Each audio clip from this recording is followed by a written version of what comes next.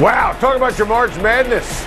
Literally right after the brackets were announced on Selection Sunday, Tom Brady took to social media to announce the GOAT is back. Brady's retirement didn't even last 2 months. The hints have been there through the last few weeks, from Brady telling our friend Fred Couples on Sirius XM to never say never, to Bucs GM Jason Lights at the Combine saying they're leaving the light on for Tom Brady to come back, to Ronaldo asking Brady if he's finished and Brady making a face that looked like he sucked on a lemon. I mean, at the end of the day, all the signs were there. Even when Brady retired, he never used the word retired. For someone as buttoned up and calculated as Tom Brady, his retirement was odd and sloppy. The reports before the Rams game, the total denials, his commentary on his Sirius XM show that didn't match the retirement announcement, or the fact that he didn't even mention the word retirement in his retirement announcement, or mention the Patriots when he retired. The whole thing was weird. Tom certainly sounded done talking about family, certainly sounded done doing Man in the Arena. He was believable. I thought when he said he was retired, he was retired. I was wrong. But look, Tom Brady was around the house for a few weeks. He's driving carpool. He's doing the dishes. He took a few family trips, and he's back. And I love it. It's awesome. Tom Brady still playing at a GOAT level. First in passing yards. First in passing touchdowns last year. Now, sure, Brady's turning 45, but this is still playing at the level of the greatest of all time.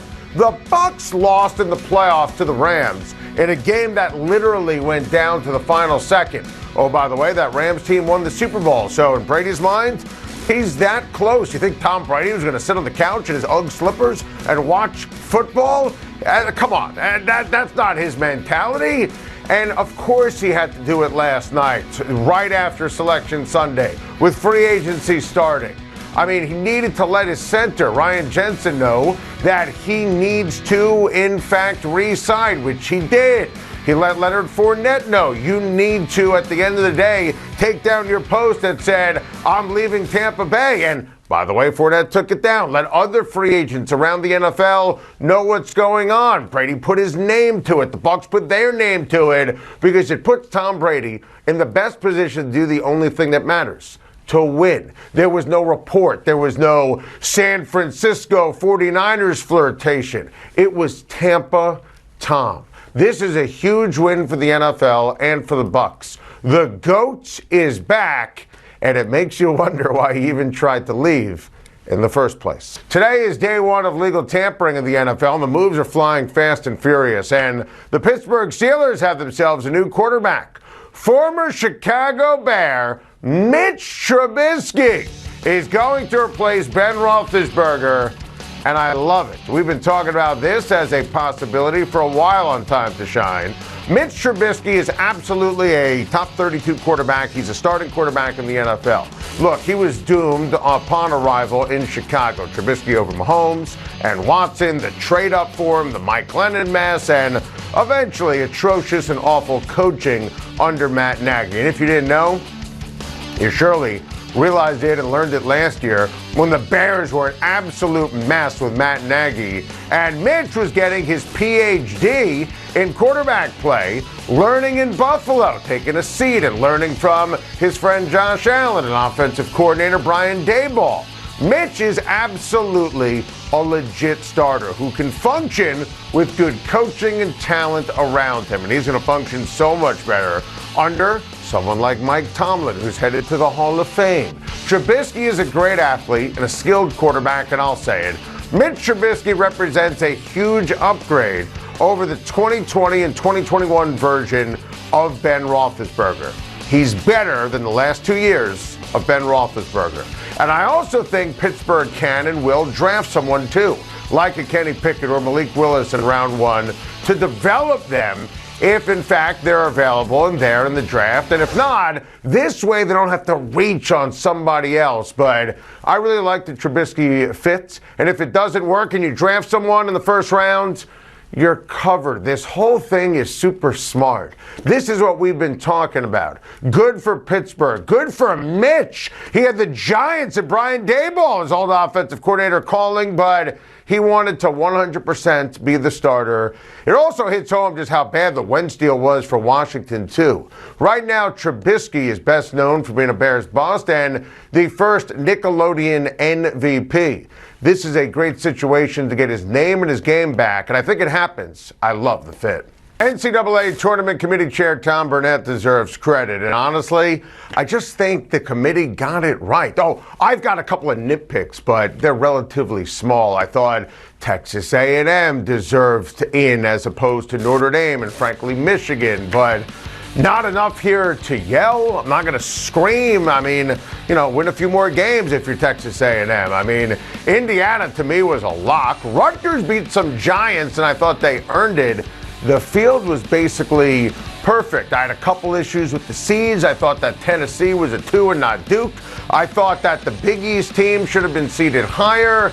But this was truly a job well done. And make no mistake, the number one is absolutely the team to beat here because Gonzaga is that great. They are the best team in college basketball, bar none this year. And the committee saw it that way, too, and I really want Mark Few's team to get over the hump, and I think that they can and they should.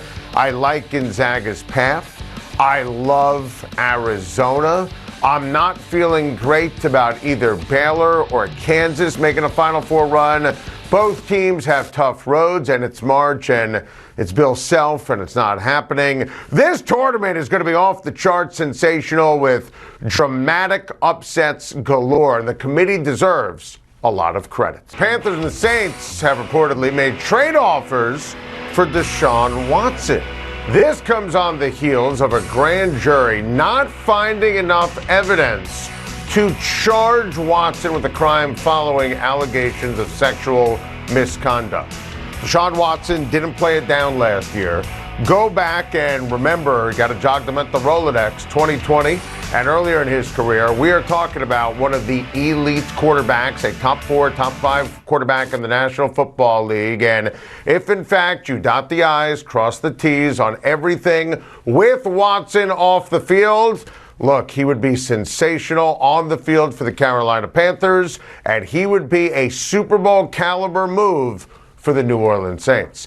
Big-time trade in the NFL over the weekend as the Browns acquired Amari Cooper from the Cowboys for a 5th-round pick and a 6th-round swap. Look, this is a good move for Cleveland. I think Amari Cooper is a really good player. I don't think he's a number 1.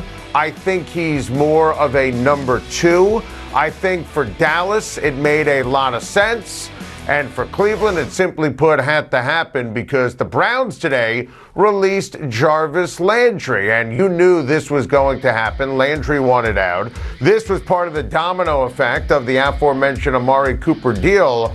Look, I think that Cooper is more dynamic than Landry. I think Landry is more solid. I think Landry wanted outs in the worst possible way. I think Jarvis Landry has the same opinion of Baker Mayfield that Odell Beckham Jr. had, and a change of scenery makes a lot of sense for Jarvis Landry. He's going to be coveted on the open market. The Cowboys' busy weekend continued. They signed wide receiver Michael Gallup to a contract extension. And listen, Michael Gallup, at the end of the day, and he's going to recover from that injury, is a really strong number 2. CeeDee Lamb is the number 1 for Dak Prescott, and Michael Gallup is a legit number 2 receiver, and this move makes a lot of sense. We told you last week it was going to happen for the Dallas Cowboys. Huge news for the Miami Dolphins, who have agreed to a 2-year deal with running back Chase Edmonds. I can't stress enough how much I love this for Miami. We talked about Miami being a potential playoff team with Mike McDaniel now as the head coach and his offensive mind that they can get a pass-catching running back. Well, this is perfect. And by the way, you're going to want Chase Edmonds on your fantasy team. They now need to improve the offensive line, but this is great for Tua Tagovailoa. This is great in new head coach and offensive coordinator Mike McDaniel's offense. Love what they did with Teddy Bridgewater. They're going to re-sign Agba. This is a great day and direction here for the Miami Dolphins. The Bengals What a day for Cincinnati, retooling their offensive line in a major way. Alex Kappa, tip of the cap to Cincinnati, getting the former Buccaneer. 4 years, $40 million. Ted Karras. I mean, this is what you do to protect Joe Burrow. The AFC champs got much better. We told you, and this is why you draft Jamar Chase. You draft Chase, you find the way to spend the money appropriately on veteran offensive linemen. Joe Burrow needs to be protected at all costs, and this was a great day. Bengals fans need to be buzzing. The Minnesota Vikings signed my guy Kirk Cousins to a one-year contract extension, and honestly, makes a lot of sense. Kirk Cousins, a really good player, quarterback 8 through 16 in the NFL, depending upon the week. Now, I don't think you can win a Super Bowl with him, but Minnesota can make the playoffs next year. They have a smart new GM. They have a smart new head coach. Remember, Kevin O'Connell comes from the Sean McVay tree, from the Kyle Shanahan tree. Those guys love Kirk Cousins.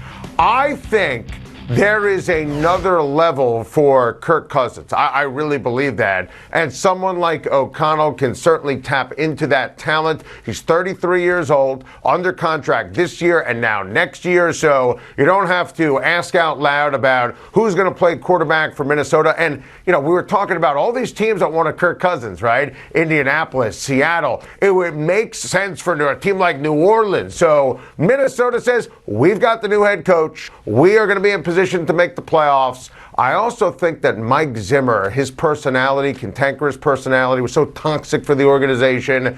Giving Kirk Cousins the ability to be successful without Zim is a positive for Kirk Cousins.